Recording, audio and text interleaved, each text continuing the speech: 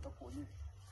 Hilo limetengenezwa, unaweza ukaliendesha kilomita 1,000 bila kutachi kilomita 1,000,000 bila kutachi injini.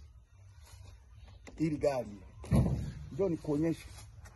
Na injini inayoaminika katika Mercedes Benz, ambayo nafikiri na wao wanajilaumu kwamba injini ambayo walitengeneza, ambayo haina matatizo makubwa, ni injini.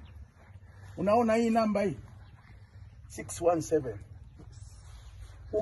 Ukimwambia mfanyakazi wa Mercedes Benz ukasema mimi ninayo gari ina injini namba 617, nywele zake zinasisimuka. Kwa sababu najua hii gari haikutengenezwa kwa ajili ya biashara, ilikuwa imetengenezwa kudumu. Hii injini imetengenezwa kufanya kazi kilomita 1,000,000. Kama wewe unabadilisha filter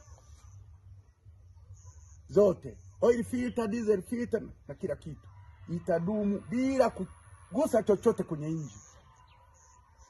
Walitengeneza sio kwa ajili ya watu ambao walikuwa na uwezo, at the same time kwa ajili ya kuonyesha German engineering. Nimemaliza kuonyesha how powerful they are kwenye masuala ya engineering.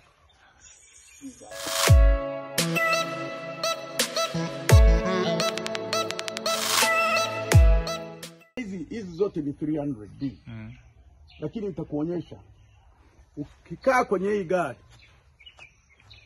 ukaingia kwenye makorongo, utasikia makorongo.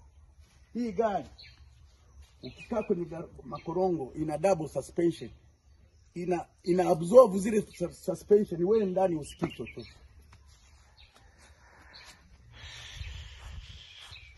Na mimi ninayo haya magari muda mrefu, hiyo tangia 88, ile